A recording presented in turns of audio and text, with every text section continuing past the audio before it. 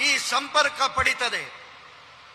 लंबे समय से दोनों शहरों के बीच यात्रा करने वाले लोग भारी ट्रैफिक की शिकायत करते थे, लेकिन अब एक्सप्रेसवे की वजह से ये दूरी सिर्फ 1.5 घंटे में पूरी की जा सकेगी। इससे इस पूरे क्षेत्र में आर्थिक विकास की रफ्तार बहुत तेज होने वाली है। ಬಹಳ ಸಮಯಗಳಿಂದ ಈ ಎರಡು ನಗರಗಳ ಪ್ರಯಾಣಿಕರು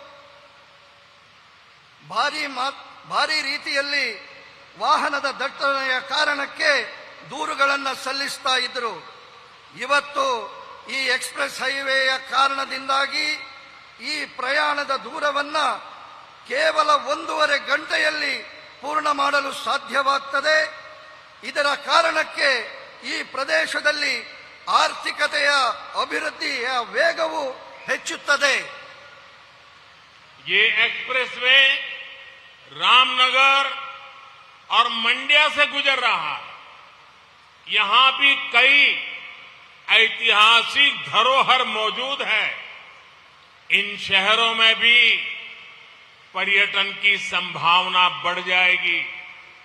इससे मैसूरू तक पहुंचना आसान तो होगा ही, साथ ही मां कावेरी की जन्मस्थली कोडागु तक पहुंचना भी सरल हो जाएगा. ಈ ಎಕ್ಸ್‌ಪ್ರೆಸ್ ವೇ ರಾಮನಗರ ಮತ್ತು ಮಂಡ್ಯದ ಮೂಲಕ ಹಾದು ಹೋಗುತ್ತಿದೆ. ಇದು ಈ ಪ್ರದೇಶಗಳು ಕೂಡ ಐತಿಹಾಸಿಕ ಕಾರಣಕ್ಕೆ ಪ್ರಸಿದ್ಧವಾಗಿದೆ. ಇದರ ಕಾರಣಕ್ಕೆ ಇಲ್ಲಿ ಪ್ರವಾಸೋದ್ಯಮ ಹೆಚ್ಚಾಗುವ ಸಂಭವವಿದೆ. ಇದರಿಂದಾಗಿ ಈ ಮಾರ್ಗದ ಮೂಲಕ ಕಾವೇರಿಯ ಜನ್ಮಸ್ಥಳವಾದ ಕೊಡಗಿಗೆ ಹೋಗುವಂತಹ ವ್ಯವಸ್ಥೆ ಸುಲಭವಾಗುತ್ತದೆ. अभी हम देखते हैं कि बरसात में लैंडस्लाइड के कारण वेस्टर्न घाट में बेंगलुरु का रास्ता अक्सर बंद हो जाता है. इससे इस क्षेत्र की पोर्ट कनेक्टिविटी प्रभावित होती है. मैसूरू कुशलनगर हाईवे के चौड़ीकरण से ये समस्या भी दूर हो जाएगी.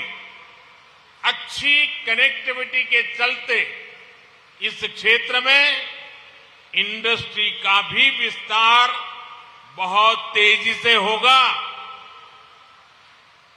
ನಾವು ನೋಡುತ್ತೇವೆ, ಮಳೆಗಾಲದ ಕಾಲದಲ್ಲಿ ಪಶ್ಚಿಮ ಘಟ್ಟಗಳಲ್ಲಿ ಭೂಕುಸಿತದ ಕಾರಣಕ್ಕೆ ಬೆಂಗಳೂರು ಮಂಗಳೂರು ರಸ್ತೆ ಆಗಾಗ ಬಂದ್ ಆಗ್ತದೆ.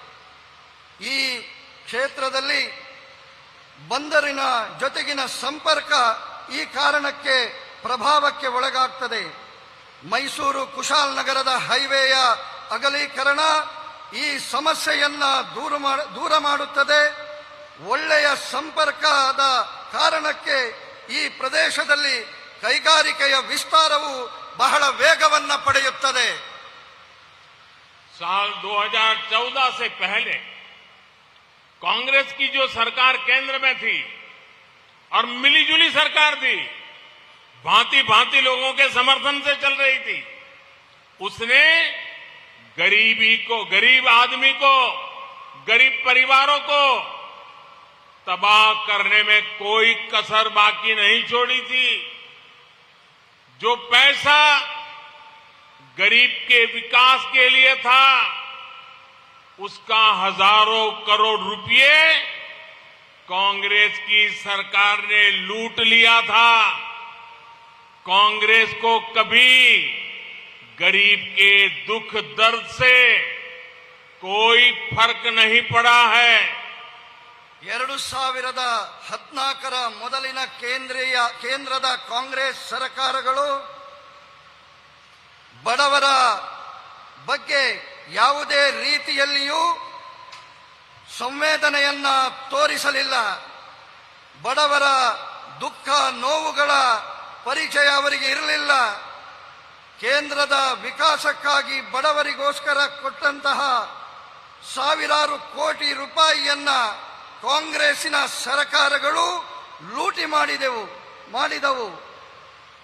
2014 में